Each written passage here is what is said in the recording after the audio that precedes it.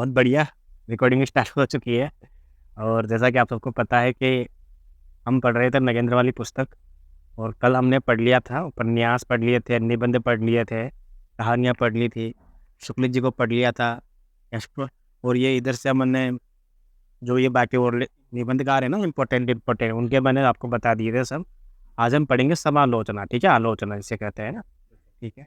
सबसे पहले तो मुझे बताओ आलोचना क्या होती है, ठीक है ना? कभी भी आलोचना का अर्थ आप है ना एक प्रकार से नेगेटिव मत लेना, ठीक है? नेगेटिव नहीं होता कभी भी आलोचना का अर्थ कि किसी की आलोचना करना, है ना? नहीं, ये आज के टाइम पे ये अर्थ ऐसा लिया जाता है। कल मुझे किसी ने एक कविता भेजी थी व्हाट्सएप पे, तो मैंने कहा बहुत बढ़िया है, अच्छी भाव अभिव्यक्ति है और ऐसे लिखते रहो। उन्होंने कहा, बोला यार सर कि थोड़ा सा आलोचना भी करो, थोड़ा सा इसमें कुछ बताओ ताकि सीख पाए। तो मैंने उनसे एक ही बात कही जो कि कोटेशन बन गया, अब इसको कभी छपवाऊंगा मैं, कि कविता जो है वो भावना का विषय है। कविता भावना का विषय है, न कि आलोचना का, न कि आलोचना का, है ना? ठीक है ना? तो ये मैंने उनसे कहा है। और मैं कभी भी कविता को मतलब उस दृष्टि से नहीं देखता हूँ, आलोचना की दृष्टि से कभी भी मैं उसमें मतलब ऐसे वो नहीं करता हूँ कि यार ये अच्छी है, ये बुरी है, ये ठीक है। मतलब भाव सबसे पहले है। कम से कम अगर आप अच्छे छंद, अच्छी पंक्तियाँ नहीं रख सकते हो तो कम से कम अच्छे भाव तो होने ही चाहिए। भावों से बड़ा कुछ नहीं है। उसके बाद सारे नियम शब्दावली आती है। तो आलोचना से एक प्रकार से अर्थ होता है कि किसी भी रचना से संबंधित जब बड़े-बड़े विद्वानों ने जो भी अपने मत व्यक्त किए हैं, चाहे वो सकारात्मक मत हो, चाहे नकारात्मक तो है, दोनों का मिला-जुला रूप हो, उसी को हम आलोचना ग्रंथ कह देते हैं। ठीक है ना? तो वो कहीं न कहीं आलोचना जो है उसकी आवश्यकता पड़ती है जब हम किसी भी चीज़ को जब विस्तार से समझते हैं या उसके पीछे की पूरी साइज़ को हम समझते हैं। ठीक है ना? अब जैसे हम बात करते हैं समालोचना की, उपन्यास, कहानी, नाटक, कविता की भांति विवेच्य काल में समालोचना साहित्य भी एक, यानी साइड में लिखा हुआ मुझे बताते जाना, खुशी आप बता देना, कोई भी बता देना, विराज जी आप भी। क्या लिखा हुआ है? साहित्य भी एक,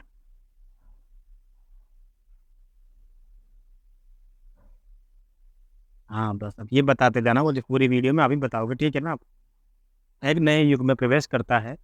द्विवेदी युग में आचार्य महावीर प्रसाद द्विवेदी तथा उनके समकालीन समीक्षकों ने समालोचना ग्रंथों की रचना आरंभ तो कर दी थी, पर उनके द्वारा आरंभ की आरंभ किए गए आलोचना साहित्य को सम्यक आकार देने का श्रेय विवेच्य काल के समालोचकों ने, विशेषकर आचार्य शुक्ल जी ने दिया है।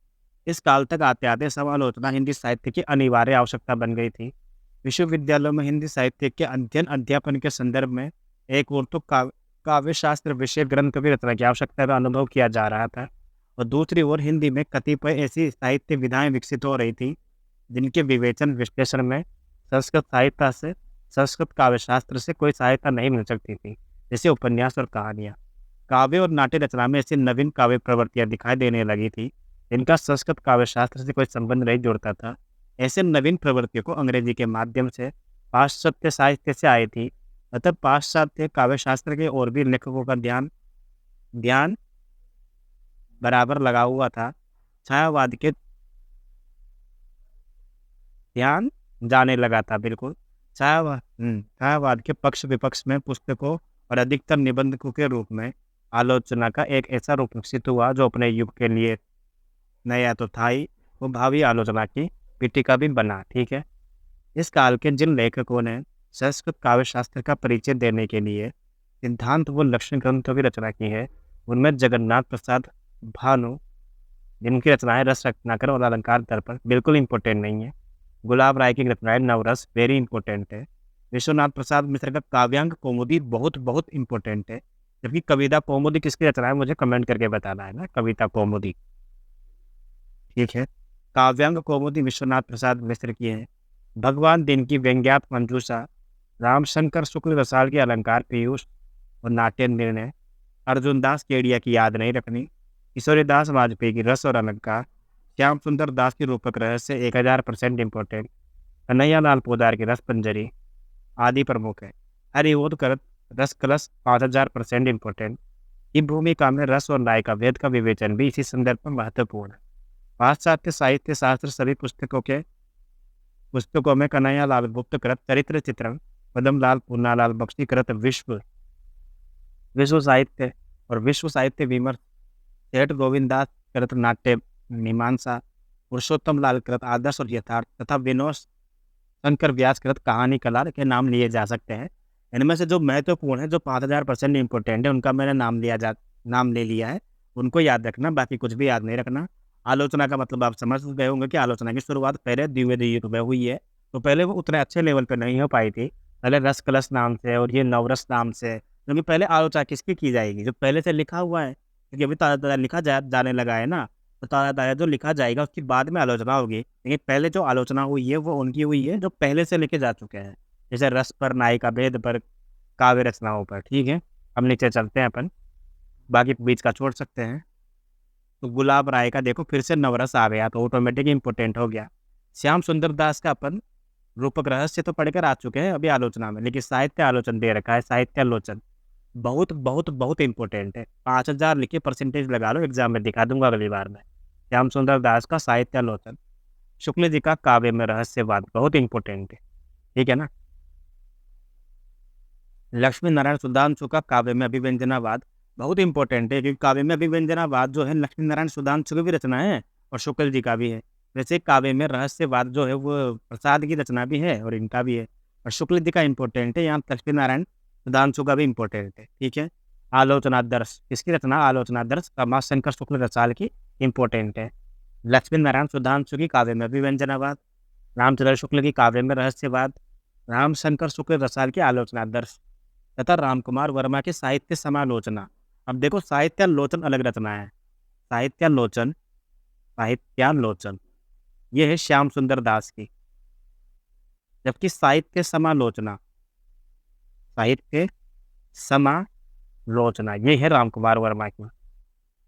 दोनों बहुत इंपॉर्टेंट है, लिख लेना, याद कर लेना, कैसे भी करके छाप लेना दिमाग में। भारतीय और पाश्चात्य काव्यशास्त्र का मंथन करके काव्यशास्त्र के विभिन्न अवयवों और संतुलित विचार प्रस्तुत करने के कारण इन सभी को समन्वयवादी समालोचक माना जाता है। श्याम, देखो आपके पास दो ऑप्शन है, या तो एक दो बार एग्जाम दे के उस पर हार के फिर आप इंपॉर्टेंट चीज़ें पढ़ो, या जो मैंने बता दिया है उनको आप बस लकीर मान के, पत्थर की लकीर मान के, या तो उनको पढ़ लो। दो ऑप्शन है आपके पास, अब आपको कौन सा ऑप्शन चूज करना आपके ऊपर है, ठीक है। दोनों ही बढ़िया है वैसे तो। श्याम सुंदर दास कृत साहित्यालोचन में पाश्चात्य और भारतीय काव्यशास्त्र के तत्वों को समन्वित रूप में प्रस्तुत करने की कोशिश की गई है, पर एक और हडसन के प्रसिद्ध ग्रंथ है the introduction to the study of literature पर अत्यधिक अवलंबित रहने के कारण बिल्कुल काम का लिए छोड़ सकते हैं। श्याम सुंदर दास कृत साहित्यालोचन याद रखना है आपको, जबकि साहित्य समालोचन रामकुमार वर्मा का है। आलोचक युग में सैद्धांतिक योजना आलोचना के क्षेत्र में सर्वाधिक महत्वपूर्ण योगदान है शुक्ल जी का। या तो उन्होंने कविता क्या है, निबंध, जो 1908 में छप चुका था ऑलरेडी सरस्वती में। साहित्य नाम से 1914 में सरस्वती में, बहुत इंपॉर्टेंट है। कविता क्या है सबको याद होता है, चिंतामणि के निबंध सबको याद होता है, ठीक है ना। लेकिन साहित्य नाम से जो निबंध है ये भी शुक्ल जी का है, ठीक है ना। आदि निबंध लिखकर उन्होंने पूर्व ही उन्हें काव्यशास्त्रीय मेधा और स्वतंत्र चिंतन शक्ति का परिचय दे दिया था, बाकी हम छोड़ सकते हैं। उनकी पहली सैद्धांतिक आलोचना कृति है काव्य में रहस्यवाद, ठीक है ना। सिद्धांतिक आलोचना इसी युग में प्रकाशित हुई थी, तो इम्पोर्टेंट है कि शुक्ल जी की पहली सिद्धांतिक आलोचना कौन सी है, काव्य में रहस्यवाद। शुक्ल जी ने भारतीय और पाश्चात्य काव्यशास्त्र का गंभीर अध्ययन किया था। उन्होंने हिंदी में पहली बार रस विवेचन को मनोविज्ञान आधार प्रदान किया था, और उनकी पुस्तक है रस मीमांसा नाम से, ठीक है ना। इससे पहले मैंने आपको बताया था काव्यांग कौमुदी मैंने विश्वनाथ की रचना बताई है, ये रही विश्वनाथ मिश्र की काव्यांग कौमुदी। और कविता कौमुदी मैंने बताई थी आपको, कविता कौमुदी। तो कविता कौमुदी मैंने कहा था किसकी रचना है, रामनरेश त्रिपाठी की रचना है कविता कौमुदी, ठीक है ना। हाँ वेरी गुड, बिल्कुल कमेंट में हाँ सही दिया है, ठीक है ना, कविता कौमुदी। और रस मीमांसा उसी प्रकार, रस मीमांसा जो रचना है वो शुक्ल जी ने पहले लिखी है, लेकिन रस मीमांसा एक और आलोचक की रचना है, किसकी है कमेंट करके बताओ आप। रस मीमांसा, ठीक है, विवेच्य अवधि के आधार पर प्रकाशित हुआ, पर उनकी इस काल में प्रकाशित आलोचना पुस्तकों में भी व्यापक और गंभीर अध्ययन तथा गहरी मनोवैज्ञानिक दृष्टि का परिचय मिलता है। चिंतामणि में संकलित निबंध इस कथन के प्रमाण रूप में प्रस्तुत किए जा सकते हैं। रस सिद्धांत के विवेचन में शुक्ल जी ने मौलिकता का परिचय दिया है, भले ही आज लोग उससे सहमत ना हो सके हैं, बाकी नीचे अपन छोड़ सकते हैं, ठीक है ना। इसके अलावा नीचे देखो, लक्ष्मी नारायण सुधांशु के उल्लेखनीय है काव्य में अभिव्यंजनावाद, ठीक है ना, विवेच्य काल में। छोड़ सकते हैं, बाकी नीचे चलते हैं। इनकी अपन को ये समरी वगैरह नहीं पढ़नी, ठीक है ना। हाँ, खुशी बताना ये क्या लिखा हुआ है, पहली लाइन में क्या लिखा हुआ है, पेज नंबर इस पे।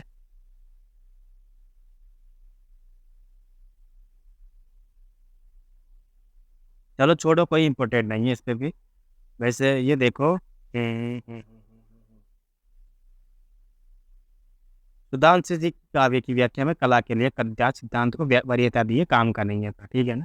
वैसे मैं आपको बता चुका हूँ कि आलोचना दर्श जो रचना है वो है रमाशंकर शुक्ल रसाल की, रमाशंकर शुक्ल रसाल की। और साहित्य समालोचन जो रचना है वो है डॉक्टर राम कुमार वर्मा की, ठीक है। नीचे चलते हैं अपन। नीचे देखो कुछ और आलोचना रचना दे रखी है। पदम सिंह शर्मा की बिहारी सतसई की भूमिका बहुत बहुत इंपॉर्टेंट है। बिहारी सतसई की भूमिका नाम से, इसका कुछ और नाम नहीं है, इसका नाम ही यही है, बिहारी सतसई की भूमिका, ठीक है। बिहारी सतसई की भूमिका पदम सिंह शर्मा। उसी प्रकार कृष्ण बिहारी मिश्र ने लिखा है देव और बिहारी। चलो मैं इसको दूसरे पेज पे बताता हूँ आपको, क्योंकि ये तो हजार लाख बार एग्जाम में पूछा गया है, आगे भी पूछा जाएगा, ठीक है। इसको मिटा देता हूँ ना, ठीक है।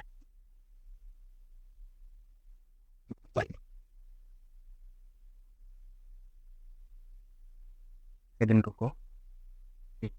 अब अगर आपसे पूछा जाए देव और बिहारी, ठीक है ना,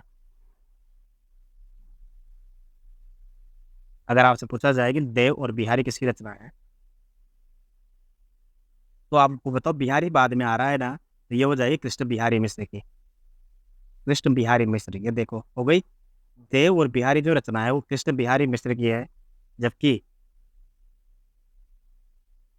बिहारी और देव किसकी पुस्तक है, बिहारी और देव, ये हो जाएगी लाला भगवान दीन, लाला भगवान दीन, ठीक है। ये बिहारी और देव और बिहारी बहुत बढ़िया पुस्तकें हैं, हर हमेशा एग्जाम में पूछी जाती है, चलते बगड़े, ठीक है। तो कृष्ण बिहारी मिश्र की कौन सी हो गई, देव और बिहारी, यहाँ दिया हुआ है ना, इंपॉर्टेंट है। और भगवान दीन की कौन सी हो गई, बिहारी और देव। अब आप कहोगे ये क्यों लिखी गई है, इनमें देव और बिहारी में से कौन सा कवि बड़ा है, इस बात को होड़ लगी थी।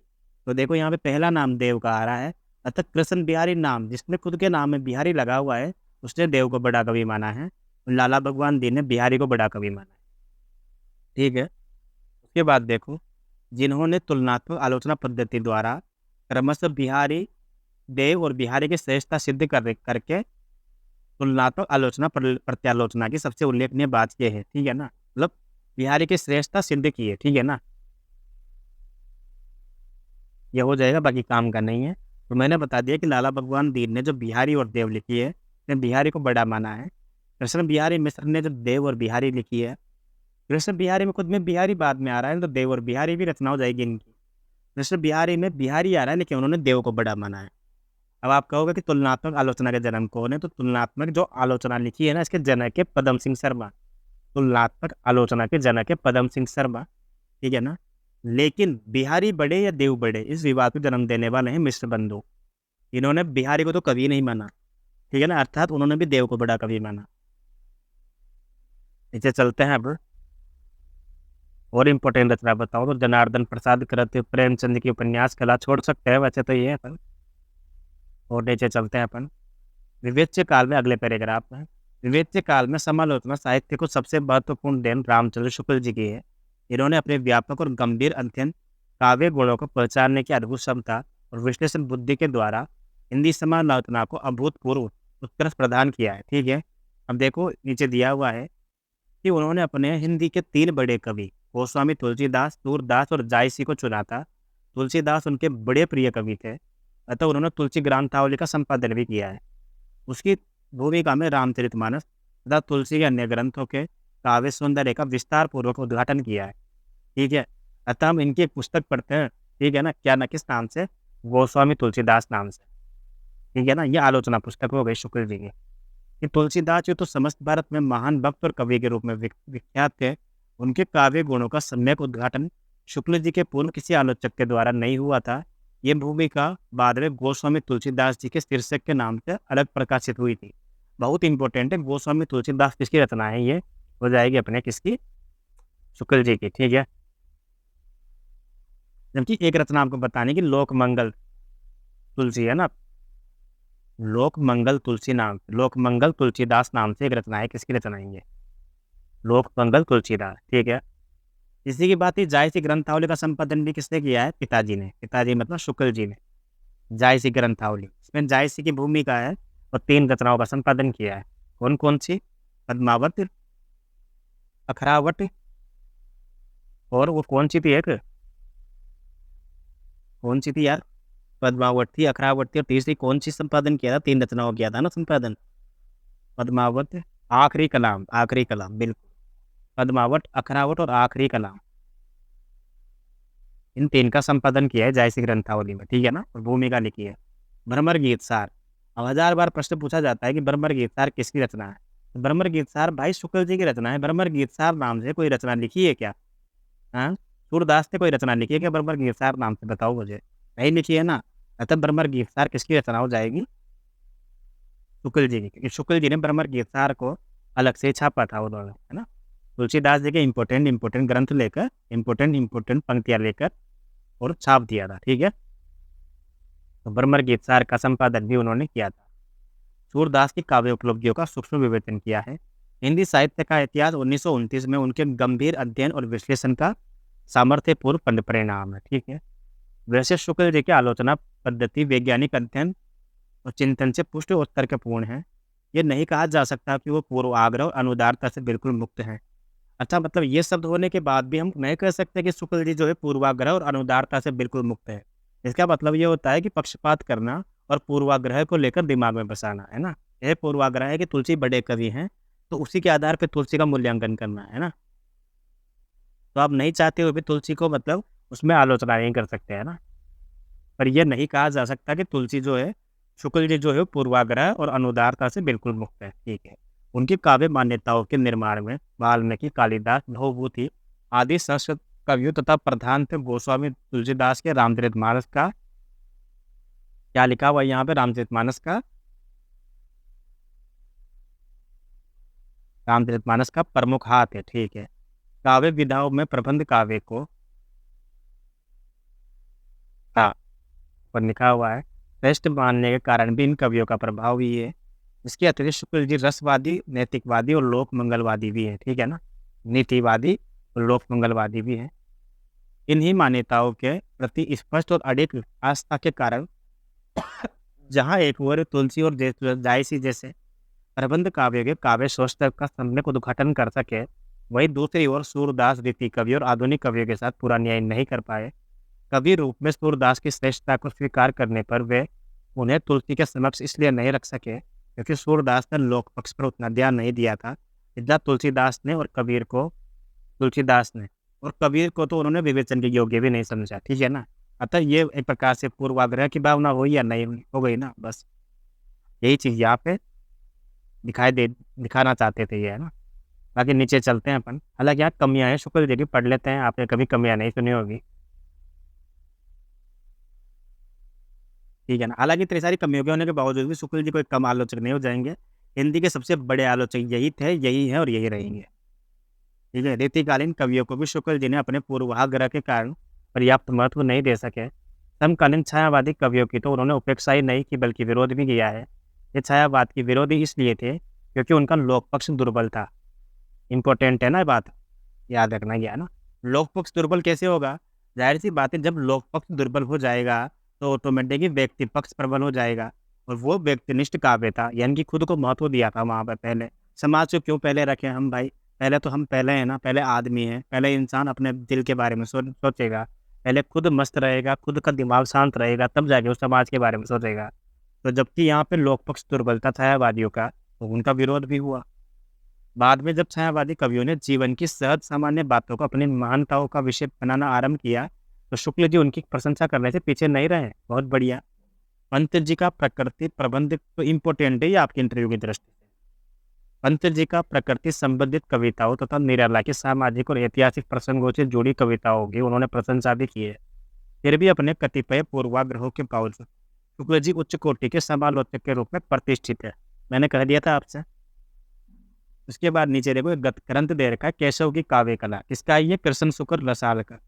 कृष्ण शंकर शुक्ल का, जबकि रमाशंकर शुक्ल अलग अलग है, वो रमाशंकर शुक्ल रसाल जिनकी रचना है आलोचना दर्श, जबकि यह है कृष्ण शंकर शुक्ल जिनकी रचना हो जाएगी केशव की काव्य कला। तो क से कृष्ण, क से केशव की काव्य कला 1000% इंपॉर्टेंट है, लगा लेना इनको इंपॉर्टेंट।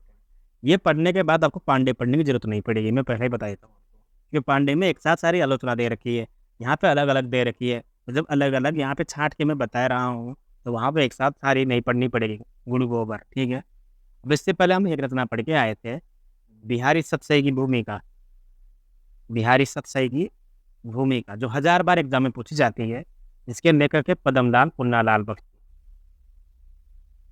पद्मलाल पुन्नालाल बख्शी, बिहारी सतसई की भूमिका। लेकिन एक बहुत ही अच्छा ग्रंथ है जो 1000 बार एग्जाम में पूछा जाता है, आगे ही पूछा जाएगा, उसका नाम है बिहारी की वाग्भूति, है ना, बिहारी की वाग्भूति, ठीक है, बिहारी की वाग विभूति, है ना, वाग विभूति। तो ये बिहारी की भूमिका तो आपको याद रखेंगे पद्मलाल पुन्नालाल बख्शी की है, मगर बिहारी की वाग विभूति किसकी है? वाग विभूति पे 2 बार वो आ रहा है, तो ये हो जाएगी विश्वनाथ प्रसाद मिश्र की। बहुत बहुत इंपॉर्टेंट है, एग्जाम में पूछा जाता है बहुत बार, आगे पूछा जाएगा फिर मत कहना, है ना। अगला देखो, मैं और बताऊँ इंपॉर्टेंट आपको, तो ये शून्य मुख प्रसाद की नाट्य कला वगैरह छोड़ दो, कबीर का रहस्यवाद इंपॉर्टेंट है ये, क्योंकि कबीर के नाम से कोई पुस्तक और उसका नहीं पूछा जाए ऐसा नहीं होता। कबीर का रहस्यवाद पुस्तक है राम कुमार वर्मा की, ठीक है, ये लगा लो 1000 लिख के पीछे इंपॉर्टेंट। अखोरी गंगा प्रसाद की हो जाएगी पद्माकर की काव्य साधना, बहुत बहुत बार पूछी गई है ये, क्योंकि पद्माकर पे लिखे हुए आलोचना ग्रंथों में यही है जो सबसे ज्यादा विख्यात है, और पद्माकर अपने आप में बहुत ज्यादा बड़े कवि हैं। मीरा की प्रेम साधना, भुवनेश्वर प्रसाद मिश्र की, ये मैंने कभी देखा नहीं है पर बहुत इंपॉर्टेंट है ये। भुवनेश्वर नाथ मिश्र को हमने, इनका पूरा नाम है भुवनेश्वर नाथ मिश्र माधव, मीरा की प्रेम साधना। जब हमने क्या नाम शंभुनाथ मिश्र का जब मीरा की पदावली पढ़ी थी, तब हमने इनका गौर अध्ययन किया था, ठीक है। गिरिजादत्त शुक्ल गिरीश का हो जाएगा महाकवि हरिओद, ठीक है, नहीं है इंपॉर्टेंट। इसके साथ प्रसादी काव्य कला रामनाथ सुमन का हो जाएगा ये। थोड़ा सा प्रसादी काव्य कला देख लेना, केशव की काव्य कला मैंने बता दिया था कृष्ण कुमार शुक्ल का था वो, है ना, जबकि प्रसादी काव्य कला है रामनाथ सुमन का। कबीर का रहस्यवाद हो जाएगा राम कुमार वर्मा का। आगे चलते हैं अगले पेज में, तो यहाँ में कुछ इंपॉर्टेंट होता है तो बताता हूँ।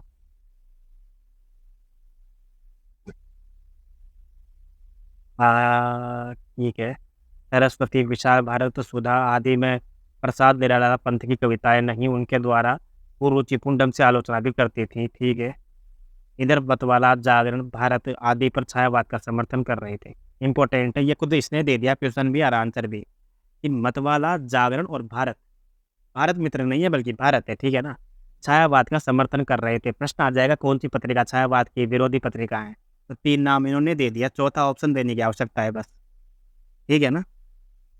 जिस प्रकार ये इंपॉर्टेंट है कि छायावाद के समर्थक आलोचक कौन कौन है, उसी प्रकार छायावाद की समर्थित पत्रिकाएं कौन कौन सी थी, मतवाला जागरण और भारत। ना कि भारत मित्र नहीं कहा मैंने, भारत है, ठीक है ना। भारत मित्र तो वो है जो कलकत्ता से प्रकाशित होती थी और जिसमें शिव शंभू के चिट्ठे छपे थे,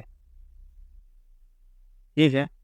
छायावाद के समर्थक कौन कौन है, नंदुलारे वाजपेयी बहुत ज़्यादा, ठीक है। उसके बाद कृष्ण देव गौड़, शांति प्रिय द्विवेदी बहुत ज़्यादा, डॉक्टर नगेंद्र भी और रामनाथ सुमन भी, ठीक है। इसमें नंदुलारे वाजपेयी का नाम याद रखना। प्रश्न आएगा निम्नलिखित में छायावाद के विरोधी कौन कौन नहीं थे, है ना। नीचे चलते हैं अपन, प्रश्न आया हुआ है ये सारे के सारे, वही बता रहा हूँ मैं आपको। ये देखो, सर्वप्रथम सुमित्रा नंदन पंत ने भी संभवत वर्ड्सवर्थ कृत लिरिकल बैलेट्स, जबकि लिरिकल बैलेट जो रचना है ना वो वर्ड्सवर्थ और इनके मित्र कोलरिज ने मिलकर लिखी थी। डिफेंस ऑफ पोएट्री से लेकर पल्लव की और वीणा की भूमिकाओं में रीतिकाल से द्विवेदी युग तक की कविता की त्रुटियां दिखाते हुए छायावादी कविता की वकालत की है। और छायावादी कविता का सुदृढ़ दर्शन वे प्रस्तुत नहीं कर सके हैं, क्योंकि उनमें कवि सुलभ भावुकता और संवेदना जिस मात्रा में है उस मात्रा में विश्लेषण क्षमता नहीं है, ठीक है ना। अर्थात कहने की बात यह है कि कोई अगर अच्छा कवि है तो जरूरी नहीं है उतना बेहतरीन आलोचक भी हो। जैसे शुक्ल जी जितने बेहतरीन आलोचक है उतने बेहतरीन कवि नहीं है, बिल्कुल बिल्कुल बिल्कुल भी कवि नहीं है वो। अतः जो पल्लव की भूमिका है ना, उसमें डिफेंस ऑफ पोएट्री और लिरिकल बैलेट है, लिरिकल बैलेट से प्रेरणा ली थी और पल्लव की भूमिका लिखी थी। किसने लिखी थी? पल्लव और वीणा की भूमिका लिखी पंत ने। वह रीतिकाल से लेकर द्विवेदी युग तक की कविताओं की त्रुटियां दिखाते हुए छायावाद की वकालत की थी। पल्लव के प्रकाशन के बाद निराला जी ने पंत और पल्लव शीर्षक से करती से पल्लव की कविताओं को पंत की कविताओं के उदाहरण देकर उनकी त्रुटियों का निर्देश भी किया था। पंत और पल्लव। और इसी साल अभी तो असिस्टेंट प्रोफेसर में ये एग्जाम में पूछा भी गया था कि पंत और पल्लव किसकी रचना है? निराला की। देखो मोटी मोटी रचना है, पहले पैराग्राफ की पहली लाइन में दे रखी है, तो हर बार पूछी भी जाती है, आगे पूछी जाएगी, पूछनी भी चाहिए। नीचे चलते हैं अपन, और क्या इंपॉर्टेंट बचता है। हाँ, पल्लव की भूमिका में काव्य विषय कुछ प्रश्नों पर किंचित अस्पष्ट विचार व्यक्त किए हैं। प्रसाद ने 1936 में अंश के कई अंकों में कतिपय काव्य आलोचना विषयक निबंध भी लिखे हैं। इनका संबंध बाद में काव्य और कला नाम से तथा काव्य और कला तथा निबंध। अच्छा, काव्य में रहस्यवाद हमने पढ़ा था, वो था शुक्ल जी का निबंध। तभी काव्य और कला तथा अन्य निबंध नाम से 1939 में छपा था किसका? प्रसाद जी का। ठीक है ना, प्रसाद जी का निबंध संग्रह वेरी वेरी इंपॉर्टेंट है। ठीक है, इन निबंधों में क्या क्या है?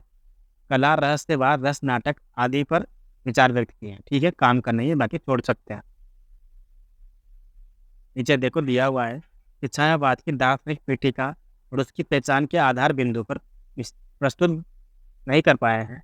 शांति गीत की भूमिका में महादेवी ने छायावाद की परिभाषा देने की कोशिश की। छायावाद और रहस्यवाद का भारतीय सूत्र ढूंढा और वेदों से ढूंढकर ऐसी पंक्तियां सामने रखी जिसमें छायावाद रहस्यवाद का समर्थन होता है। ठीक है, छायावाद के अपने समर्थ आलोचक नंद दुलारे वाजपेयी के रूप में मिला। उन्होंने बहुत ही तर्कपूर्ण और प्रामाणिक ढंग से छायावाद का सामाजिक संदर्भ में व्याख्या की तथा छायावादी काव्य की विशेषता का उद्घाटन किया। परंतु निराला, प्रसाद और पंत पर 1931 में पृथक पृथक 3 निबंध लिखकर उन्होंने छायावाद की वृहत त्रयी की घोषणा की। उसके बाद उनके अनुसार प्रसाद के काव्य में मानवीय भूमि, निराला के काव्य में बुद्धि तत्व और पंत के काव्य में कल्पना की प्रधानता है। बहुत बहुत इंपॉर्टेंट पंक्तियां हैं ये। ठीक है ना, ये किसने कहा है कि प्रसाद के काव्य में मानवीय भूमि की और निराला के काव्य में बुद्धि तत्व की और पंत के काव्य में कल्पना की प्रधानता है? किसने कहा है ये? नंद दुलारे वाजपेयी ने। ठीक है, नंद दुलारे वाजपेयी इस बात में है, नंद दुलारे वाजपेयी का महत्व इस बात में है कि उन्होंने पुराने खेमे के आलोचकों के प्रहार से छायावादी कवि कुंठित हो रहे थे, तब उन्हें वाजपेयी का समर्थन प्राप्त हुआ। उन्होंने शुद्ध सौंदर्य बोधात्मक मूल्यों की दृष्टि से छायावादी काव्य का मूल्यांकन किया है। उनके आलोचनात्मक निबंधों से उनकी काव्य विषय गहरी पकड़ तथा तीक्ष्ण विश्लेषण क्षमता के प्रदर्शन होते हैं। छायावादी कविता की सहानुभूतिपूर्ण व्याख्या और विवेचन करने वाले एक और आलोचकों हैं जिनका नाम है शांति प्रिय द्विवेदी और डॉक्टर नगेंद्र। द्विवेदी जी ने विवेच्य काल में 3 आलोचनात्मक ग्रंथों की रचना की है। हमारे साहित्य निर्माता और कवि और काव्य और साहित्य की। ये मैंने आपको कल भी कहा था कि साहित्य की रचना शांति प्रदान करती है, अतः साहित्य की रचना हो जाएगी शांति प्रिय द्विवेदी की। जबकि क्या बोलते हैं, कवि और काव्य नाम से जो निबंध हो जाएगा या कवि और काव्य नाम से आलोचना रचना, ये भी हो जाएगी शांति प्रिय द्विवेदी की। ठीक है, शांति प्रिय द्विवेदी। उन्होंने छायावादी काव्य के विकास के मूल में गांधीवाद और प्रथम विश्व युद्ध की के बाद की परिस्थितियों को कारणभूत बताया। ठीक है ना, बहुत बढ़िया। नीचे चलते हैं। पंत जी के काव्य में वे विशेष प्रभावित थे। उन्होंने प्रसाद और निराला की प्रशंसा की है। उनकी आलोचना शैली में विश्लेषण और तर्कपूर्ण विवेचन के स्थान पर मन पर पड़े प्रभावों का मनोहर शैली में कथन अधिक मिलते हैं। इसके विपरीत नगेंद्र जी ने, डॉक्टर नगेंद्र ने सुमित्रा नंदन पंत के नाम से 1938 में एक पुस्तक निकाली थी, जिसमें सर्वप्रथम छायावाद की विशेषताओं का प्रामाणिक विवेचन किया था। उसके बाद पंत जी की भावभूमि, विचारधारा, कला, भाषा, उन पर पड़े बाह्य प्रभावों की व्याख्या की है। पंत की कविताओं की व्याख्या करके उन्होंने वहीं से आलोचना सूत्र ढूंढे और उन्हीं के आधार पर पंत काव्य का मूल्यांकन किया गया। कहना नहीं होगा कि यही आलोचना की सर्वश्रेष्ठ पद्धति है। तो सुमित्रा नंदन पंत पुस्तक किसने लिखी है? डॉक्टर नगेंद्र ने। Very very important. कवि और काव्य, हमारे साहित्य निर्माता और साहित्य की पुस्तक किसने लिखी है? शांति प्रिय द्विवेदी ने। पंत और पल्लव के लेखक कौन है? निराला। सारी बहुत महत्वपूर्ण महत्वपूर्ण आलोचना पुस्तक है, हजारों बार एग्जाम में पूछी जा चुकी है, आगे ही पूछी जाएगी। जो पूछी जा चुकी है वही पूछी जाती है, ठीक है ना? ऐसा नहीं कि जो छूट गई उसको याद करो, नहीं। हिंदी आलोचना की इस संक्षिप्त सर्वेक्षण में हम निष्कर्ष पे पहुंचे हैं कि विवेच्य काल को उ- उसे स्तरीय बनाने का श्रेय एकमात्र शुक्ल जी को जाता है। आलोचना को सैद्धांतिक और प्रायोगिक दोनों रूपों में शुक्ल जी दुर्लभ है। उनका क्षेत्र सीमित रहा है। उन्होंने प्राचीन कवियों को तुलसी, जायसी, सूर्य के विवेचन में उच्च कोटि की आलोचना क्षमता का परिचय दिया है, और आधुनिक कवियों के प्रति वे अनुच्चति की सीमा तक अनुदार हो गए हैं। बाद में उन्होंने छायावादी काव्य में कुछ अच्छाइयाँ भी देखी है, और उनका मूल स्वर विरोधी खेमे का ही रहा है। छायावाद को समझ जाने का प्रयास इसी काल के अन्य आलोचकों ने किया है, जैसे नगेंद्र, शांति प्रिय द्विवेदी, नंद दुलारी वाजपेयी। आगे चलकर इन्हीं आलोचकों ने हिंदी आलोचना को दिशा और गति भी प्रदान की है। नीचे एक गद्य साहित्य की अन्य विधाएं जो इस समय लिखी गई है, कौन कौन सी पढ़ते हैं, ठीक है? ये हमारी हो गई आलोचना। अब आलोचना में जो भी इम्पोर्टेंट आलोचना पुस्तकें थी मैंने आपको बताई। ये पांडे वाली पुस्तक पढ़ने की आवश्यकता नहीं है। अगर यहाँ पे जो लिखवाई है अगर आप उनको लिख लोगे या यहाँ से रिवीजन कर लोगे, ठीक है? अब गद्य साहित्य की अन्य विधाएं कौन कौन सी हैं? आत्मकथा, रेखा चित्र, ठीक है ना, जीवनी वगैरह, यात्रा वृत्तांत। अगर ये छायावाद के समय में कौन कौन सी लिखी गई है, छायावाद मतलब 1918 के बीच से 1938 के बीच में जो भी रचनाएं लिखी गई है ना, उनका यहाँ पे हम वर्णन करेंगे, ठीक है ना? क्योंकि इसके बाद का बाद में करेंगे हम जीवनी साहित्य, ठीक है ना?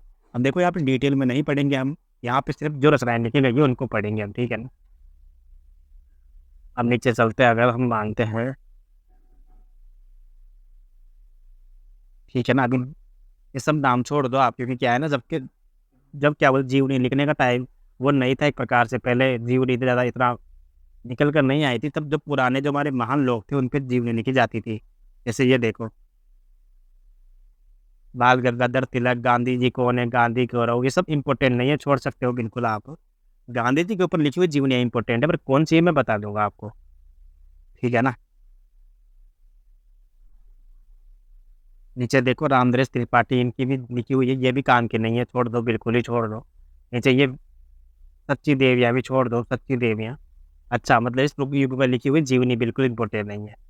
आत्मकथा देखो क्या होती है।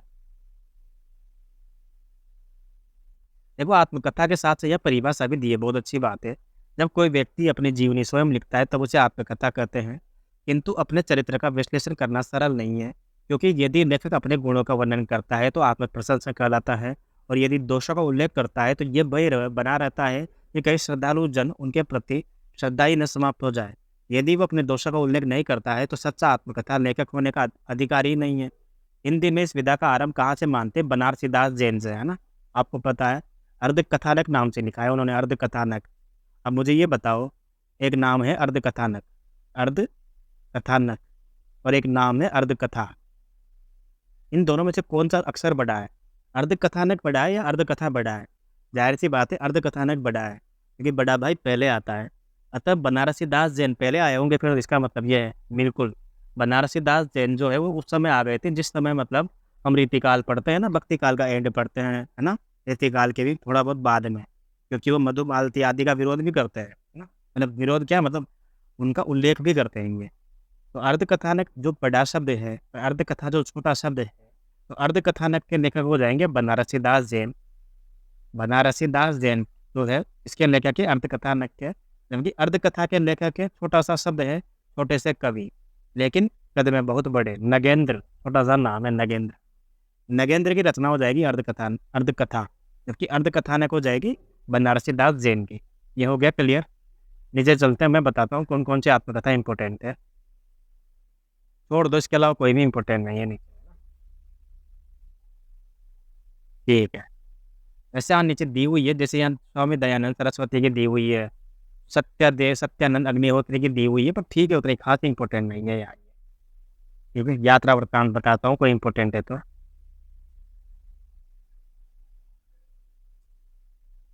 मेरी कैलाश यात्रा इनका इंपॉर्टेंट है, सत्यदेव परिवादरक का, ठीक है ना? मेरी कैलाश यात्रा, ठीक है? मेरी कैलाश यात्रा किसकी रचना है? ये सत्यदेव परिवादरक, ठीक है? इसके अलावा बताता हूँ मैं आपको,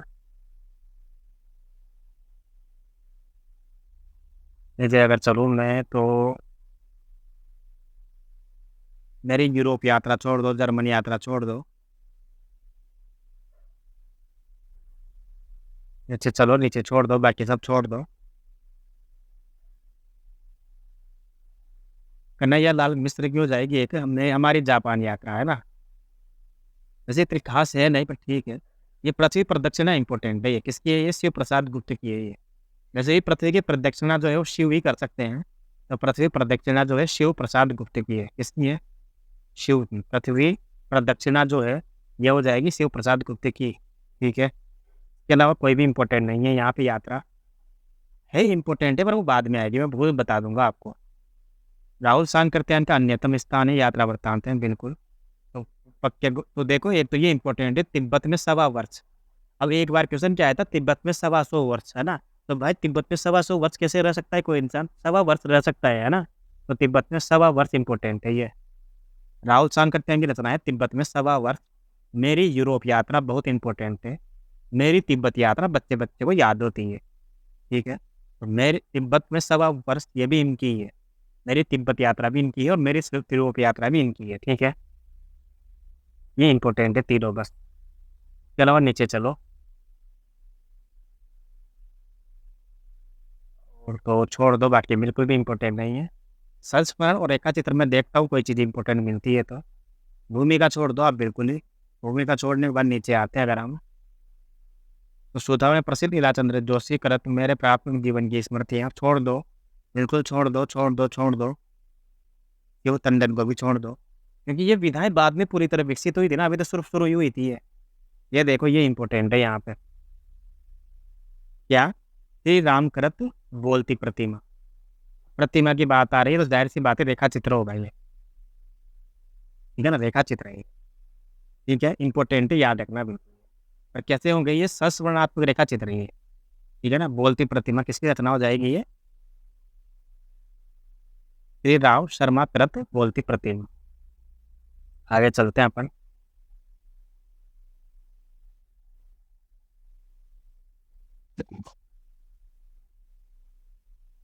ये देखो विशाल भारत पत्रिका का नाम आया, विशाल भारत के संपादक है बनारसी दास चतुर्वेदी, है ना, बनारसी दास चतुर्वेदी, बहुत इंपॉर्टेंट नाम है ये। अब नीचे चलो, महादेवी जी के कुछ प्रतिनिधि संस्मरणात्मक रेखा चित्र हैं जो भी छपे थे, कहाँ छपे थे? रामा, बिंदा, साबिया, बिट्टो, घीसा, ठीक है ना। और नीचे चलते हैं, नीचे छोड़ दो, बिल्कुल छोड़ दो, नीचे ये भी छोड़ दो।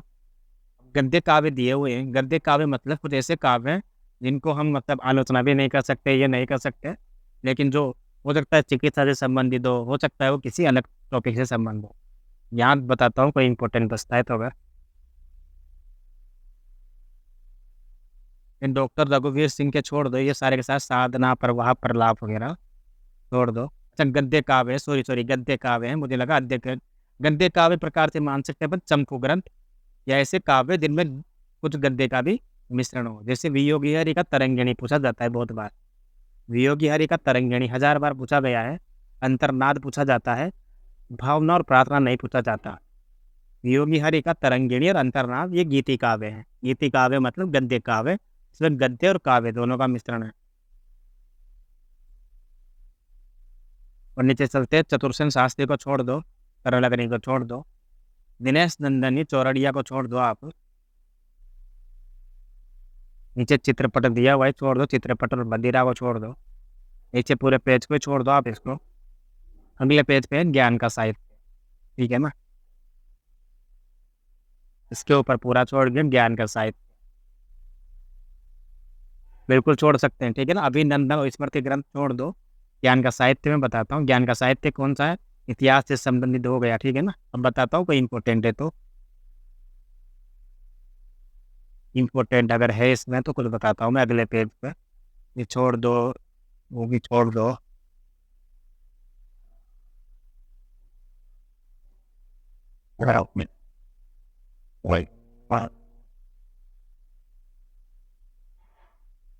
नीचे चलते हैं, बिल्कुल भी काम का नहीं है। एक प्रशासन के संबंध में ग्रंथ भी लिखे, राजनीति और प्रशासन संबंधी ग्रंथ छोड़ दो। हाँ, एक ग्रंथ हम जरूर पढ़ते हैं अर्थशास्त्र का, वो है, उसका नाम है संपत्ति शास्त्र, है ना। क्योंकि भारतीय संपत्ति शास्त्र दे रखा है यहाँ पे, प्राणनाथ विद्यालंकार का याद नहीं करना। और संपत्ति शास्त्र जो ग्रंथ है वो अलंकार ग्रंथ, अर्थशास्त्र का ग्रंथ है, और वो है महावीर प्रसाद द्विवेदी का संपत्ति शास्त्र। ठीक है, बाकी भूगोल का भी कोई इंपॉर्टेंट नहीं है, भूगोल में कुछ याद नहीं रखना अपन को। जैसे अर्थशास्त्र में भी कुछ भी याद नहीं रखना अपन को, धर्म और दर्शन में भी कुछ भी याद नहीं रखना अपन को। शिक्षा विषय में देखता हूँ, शिक्षा विषय में भी कुछ भी याद नहीं रखना फिलहाल, तो छोड़ दो, यहाँ पे कोई इंपॉर्टेंट नहीं है। विज्ञान विषय में भी कोई इंपॉर्टेंट नहीं है, विज्ञान संबंधी छोड़ दो।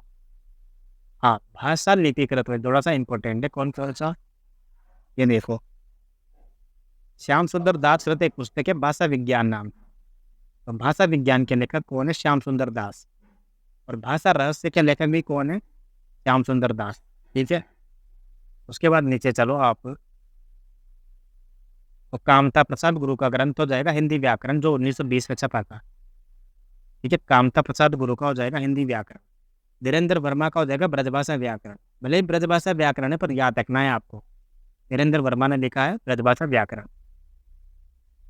कोश ग्रंथ में चलते हैं, कोश ग्रंथ में भी कोई इंपॉर्टेंट होता है तो अगर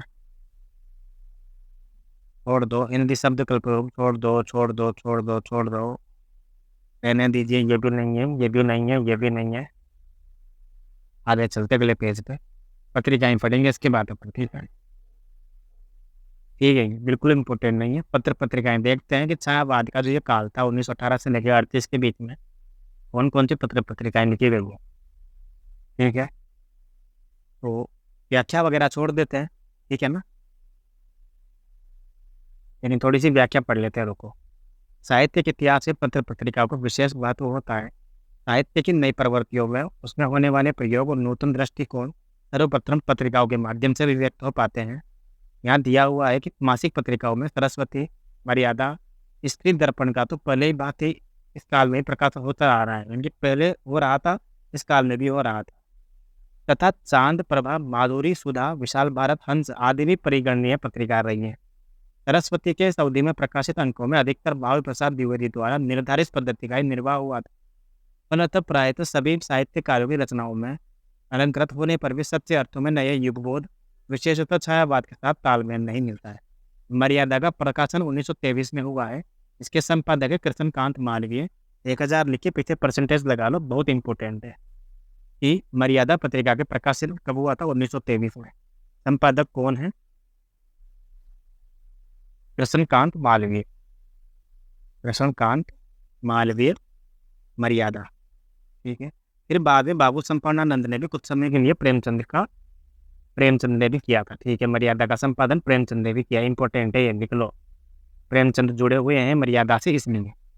ठीक है, इसके बाद अपना हो जाएगा इंपॉर्टेंट है, स्त्री दर्पण को छोड़ दो आप, चांद इंपॉर्टेंट है। चांद पत्रिका जो है प्रयाग से निकलती थी। पहला आरंभ जो है 1920 में साप्ताहिक पत्रिका के रूप में हुआ था, बाद में 1923 से। ठीक है ना, रामरख सहगल और चंडी प्रसाद हृदय ने इसका संपादन मासिक कर दिया था। इसमें नारी विषयक समस्या और लेखिकाओं को प्राथमिकता मिलती थी। इस काल की दूसरी प्रमुख पत्रिका थी प्रभा, तो कानपुर से निकलती थी। बालकृष्ण शर्मा नवीन इसके संपादक थे, बहुत इंपॉर्टेंट है प्रभा भी और चांद भी। चांद के संपादक बाद में महादेवी वर्मा ही बनती है। ठीक है ना, प्रभा में ही भावों की भिड़ंत नामक एक ऐतिहासिक लेख प्रकाशित हुआ था। ठीक है ना, जिससे यह सिद्ध हुआ था कि निराला की बहुत सी कविताएं रविंद्रनाथ ठाकुर की कविताओं की नकल है। ठीक है ना, ठीक है, इस लेख ने तत्कालीन साहित्य जगत में हलचल मचा दी थी। माधुरी लखनऊ का प्रकाशन 1922 से आरंभ हुआ था। ठीक है ना, बहुत इंपॉर्टेंट है, माधुरी का प्रकाशन 1922 लखनऊ से है ना। इसके संपादक थे दुलारे लाल भार्गव, माधुरी के संपादक, बहुत इंपॉर्टेंट है। के बाद नीचे चले अपन, माधुरी उन पत्रिकाओं में से थी जिसमें छायावाद का समर्थन मिलता है। दूसरी ओर आरंभ में छायावाद पर आक्रमण करने वाली पत्रिकाओं में सुधा का नाम सबसे आगे थी। फिर उसके बाद संपादकीय विभाग में निराला का प्रवेश हुआ। जिसके बाद साहित्यिक स्वरूप को सर्वथा बदल दिया गया, ठीक है ना। पहले तो इसमें भी क्या हो रहा था, विरोध हो रहा था। नीचे चलते हैं। कल्याण नाम की एक पत्रिका थी जो 1925 से निकलती थी, खास नहीं है। विशाल भारत इंपॉर्टेंट है, मासिक पत्रिका है, कलकत्ता से निकलती, बनारसी दास चतुर्वेदी की है ना। नीचे चलते हैं अपन। बाद में इसका संपादन अज्ञेय ने भी किया था, किसका, बनारसी दास चतुर्वेदी की विशाल भारत का। विशाल भारत का संपादन अज्ञेय ने भी किया। जैसे मर्यादा का संपादन जो है वो प्रेमचंद ने किया है ना, जैसे विशाल भारत के साथ जो है अज्ञेय का नाम भी आता है। विशाल भारत में उच्च कोटि की साहित्य रचनाएं प्रकाशित होती थी, ठीक है ना। इसके बाद नीचे देखो, प्रेमचंद कृत संपादित हंस, ठीक है ना। हंस भी बहुत ज़्यादा इंपॉर्टेंट है, जो बनारस से निकलता था 1930 में, ठीक है ना।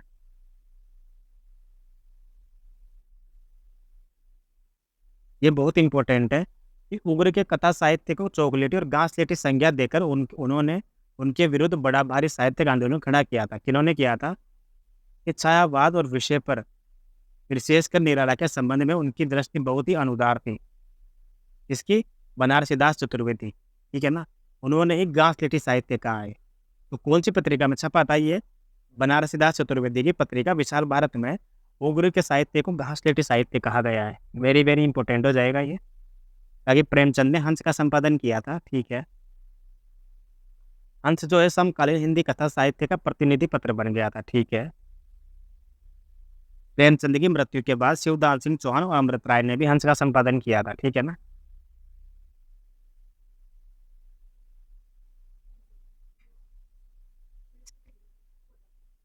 टेक्नोलॉजी बताए होता है। इसके बाद है अपन को आदर्श और मौजी, है ना। आदर्श और मौजी के संपादक है शिवपूजन सहाय, ठीक है। और आलोच्य काल में अन्य पत्रिकाएं जैसे समन्वय, सरोज, साहित्य संदेश वगैरह कोई इंपॉर्टेंट होती तो बताता हूँ मैं। जैसे समन्वय पत्रिका है वो, उसका प्रकाशन 1922 में होता है, रामकृष्ण मिशन के स्वामी माधवानंद के संपादन में। बाद में निराला जी की नियुक्ति इसके संपादन विभाग में हुई है। समन्वय से जुड़े नहीं जुड़े, जैसे मतवाला से जुड़े, ठीक है ना, वैसे समन्वय से भी जुड़े, ठीक है ना। इसके बाद हम बात करते हैं सरोज, कलकत्ता वाली छोड़ दो। साहित्य संदेश के संपादक हो जाएंगे बाबू गुलाब राय, साहित्य संदेश के बाबू गुलाब राय, ठीक है। के बाद आगे चलते हैं अपन, अगले पेज पे चलो। मतवाला 1923 हो गया, कलकत्ता से निकला था।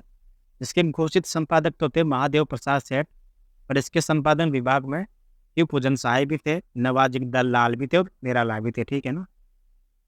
नवजादिक लाल श्रीवास्तव, निराला और शिवपूजन सहाय मतवाला के संपादक। आगे चलते हैं अपन। ये रहा शिवपूजन सहाय के संपादक में बाद में जागरण भी इस काल का दूसरा प्रमुख साहित्य साप्ताहिक पेपर, साप्ताहिक पत्रिका थी ये। तो छायावाद का घोर पक्षधर था जागरण, पक्षधर, जबकि सुधा आलोचक, ठीक है ना। आगे चलते हैं अपन। ये देखो, छायावाद का समर्थक इस अवधि का एक अन्य महत्वपूर्ण पत्र है जिसका नाम है भारत। मैं आपको पहले बता चुका हूँ, वैसे भी ये है ना। इसके अलावा नीचे पत्रिकाओं में छोड़ दो, आप ये भी छोड़ दो। करमवीर जबलपुर से माखनलाल चतुर्वेदी की, सबको याद होता है वैसे भी कि करमवीर के संपादक जो है माखनलाल चतुर्वेदी है। नीचे चलो, बाकी छोड़ दो, जिनका नाम नहीं ले रहा हूँ छोड़ दो, ठीक है ना। ये सब हम नगेंद्र का साहित्य से पढ़ रहे हैं, लेकिन बाद में इनको हम अलग से ही पढ़ेंगे। ऐसी बात नहीं, जब हिंदी साहित्य का इतिहास पढ़ेंगे अलग से नोट्स बना के, तब उसको अलग से पढ़ेंगे सारी चीज़ें डिटेल में। इसके अलावा तो भारत मित्र का प्रकाशन 1935 तक हुआ है ना, ये अपन ने पढ़ ही लिया था। बाकी तो छोड़ो, इसके अलावा इस पेज पे कोई काम की चीज़ नहीं है, अगले पेज में चलते हैं, ठीक है। इधर भी ये अपने कोई काम का नहीं है, जो इसके बाद बचा हुआ जो है ना ये पत्रिकाओं के बारे में, क्योंकि सारी इंपॉर्टेंट पत्रिका अपन पढ़ चुके हैं, ठीक है ना। इसके बाद नीचे दिया हुआ है मूल्यांकन। मूल्यांकन पढ़ना आवश्यक होता है, पढ़ लेते हैं। कि छायावादी गद्य साहित्य में, क्योंकि पहले काव्य साहित्य पढ़ा था हमने, गद्य साहित्य पढ़ रहे हैं, तो गद्य साहित्य पर विहंगम दृष्टि निक्षेप करने पर सहज ही इस निष्कर्ष पर पहुंच जाते हैं कि इस युग में गद्य की विभिन्न विधाओं की अभूतपूर्व उन्नति हुई है। प्रेमचंद, जयशंकर प्रसाद शुक्ल जी इस युग के कृतिकार हैं, जिन्होंने एक से अधिक गद्य विधाओं को समृद्ध करने पर उल्लेखनीय योगदान है। कथा साहित्य के क्षेत्र में प्रेमचंद का आगमन क्रांतिकारी परिवर्तन का सूचक सिद्ध हुआ है। सेवा सदन के प्रकाशन से कल्पना अतिरंजित कथानक के परित्याग की जो प्रवृत्ति 1918 में आरंभ हुई है, वह इस काल के अनेक लेखकों के लिए दिशा निर्देशक सिद्ध हुई है। इसलिए इस युग के लगभग सभी उपन्यासकार और कहानी लेखकों ने युग जीवन को वाणी प्रदान करने का भरपूर प्रयत्न किया है। नाट्य रचना के क्षेत्र में जयशंकर प्रसाद ने पाठकों के हृदय में आत्मगौरव, उत्साह और प्रेरणा का संचार करने के लिए देश के अतीतकालीन गौरवपूर्ण इतिहास को प्रतिपाद्य के रूप में अपनाया है। लक्ष्मी नारायण मिश्र ने समस्या मूलक और मानसिक अंतर्द्वंद का सफल अंकन किया है, किंतु संपूर्ण नाटकों की तुलना में इस अवधि के एकांकी नाटक परिमाण और उपलब्धि दोनों दृष्टियों से विशेषतः उल्लेखनीय नहीं है। तो मुझे ये बताओ, नाटक कब के उल्लेखनीय, ये बताओ। नाटक की जब भी बात होगी तो भारतेंदु युग के सबसे ज़्यादा प्रभावित करने वाले और उल्लेखनीय हैं, क्योंकि द्विवेदी युग में बिल्कुल भी नाटक नहीं लिखे गए हैं। और छायावाद में जो नाटक लिखे गए हैं उनका उतना ज़्यादा प्रभाव नहीं पड़ा है। बहुत श्रेष्ठ लिखे गए हैं पर बहुत कम लिखे गए हैं, इसलिए बहुत कम लेखकों ने, है ना। इसलिए अब मैंने बता दिया कि नाटकों के नाम में सिर्फ भारतेंदु युग का नाम आएगा। इसके अलावा ठीक है, कोई और मूल्यांकन पढ़ने की आवश्यकता नहीं है। नीचे पढ़ लेते हैं अपन थोड़ा सा कि आचार्य शुक्ल जी ने मानव मन की विभिन्न अवस्थाओं और मनोवैज्ञानिक विवेचना करने वाले निबंधों के साथ साथ उत्कृष्ट कोटि की विचारात्मक निबंधों को भी रचना की है। विचारात्मक निबंध हिंदी आलोचना के क्षेत्र में उनका योगदान बहुत ज़्यादा महत्वपूर्ण है। पहली बार कवियों की आंतरिक विशेषताओं के उद्घाटन और अन्वेषण का मार्ग बनाया है। पौर्वार्तिक काव्य सिद्धांतों के साथ साथ पाश्चात्य आलोचना दृष्टि से भी प्रेरणा ग्रहण की है, ठीक है ना। जीवनी, यात्रा, वृत्तांत, संस्मरण, इन्होंने भी नए आयाम प्राप्त किए हैं। समग्रतः ये कहा जा सकता है कि छायावाद युग काव्य क्षेत्र में ही नहीं बल्कि गद्य साहित्य की दृष्टि से भी पर्याप्त समृद्धि और गुण दोनों की दृष्टि से आकृष्ट करता है। बहुत इम्पोर्टेंट है, ये हमने पढ़ा, बहुत ही शानदार था। छायावाद हमारा खत्म हो चुका है, खुशी आप ध्यान रख सकते हैं। ये देखो यहाँ पे संदर्भ ग्रंथ में कुछ इंपॉर्टेंट ग्रंथों का नाम लिया गया है, क्योंकि जाहिर सी बात है कोई भी आदमी जब लिखेगा अपनी हिंदी पुस्तक तो कहीं से तो वो कंटेंट उठाएगा ना। तो ये जो कंटेंट इन्होंने यहाँ से उठाया ना, ये बहुत इंपॉर्टेंट हो जाएगा अपना, ठीक है ना। तो कौन कौन सी पुस्तकों का उल्लेख है, देखो आप, श्याम सुंदर दास की हिंदी भाषा और साहित्य। तो मुझे ये बताओ कि ये पूछा नहीं गया है कि हिंदी भाषा और साहित्य किसकी पुस्तक है। हिंदी भाषा और साहित्य हो जाएगी श्याम सुंदर दास की। रमाशंकर शुक्ल की हो जाएगी हिंदी साहित्य का इतिहास 1931। ब्रज रतन दास की हिंदी साहित्य का इतिहास। अयोध्या सिंह उपाध्याय हरिओद गरद हो जाएगा हिंदी भाषा और उसके साहित्य का विकास। ये बहुत इंपॉर्टेंट रचना है, पूछी नहीं गई है पर बहुत इंपॉर्टेंट है। ये हिंदी भाषा और उसके साहित्य का विकास, ये किसकी रचना हो जाएगी, अयोध्या उपाध्याय की, ठीक है ना। आधुनिक हिंदी साहित्य का इतिहास, ये इंपॉर्टेंट है। आधुनिक हिंदी साहित्य का इतिहास हो जाएगी कृष्ण शंकर शुक्ल की। हिंदी साहित्य का विवेचनात्मक इतिहास, very important, Suryakant Shastri, very important. इसके बाद हो जाएगी गोस्वामी तुलसीदास कृत, एक रचना हो जाएगी श्याम सुंदर दास की। राम नरेश त्रिपाठी की हो जाएगी तुलसी और उनकी कविता, ठीक है ना। बस इतना काफ़ी है। कल पढ़ेंगे हम कौन सा टॉपिक, नया अध्याय, छायावादोत्तर काल, ठीक है ना, बहुत बढ़िया, ठीक है ना। अब छायावाद के बाद कौन कौन से काल हम पढ़ेंगे, प्रगतिवाद, प्रयोगवाद, समकालीन कविता, साठोत्तरी कविता, पता नहीं नई कविता कौन सी, फिर कहानियाँ पढ़ेंगे, नई कहानी, ठीक है ना, कहानी इनको विस्तार से पढ़ेंगे, कोई दिक्कत नहीं है ना। काफ़ी सारा है भी पढ़ने के लिए, तो धीरे धीरे हो जाएगा, ठीक है। क्लास अच्छी लगी हो तो लाइक कर देना, कमेंट कर देना, शेयर कर देना, भाई कोई डाउट हो तो कमेंट कर देना, ठीक है। ठीक है, तो मैं स्टॉप कर देता हूँ रिकॉर्डिंग।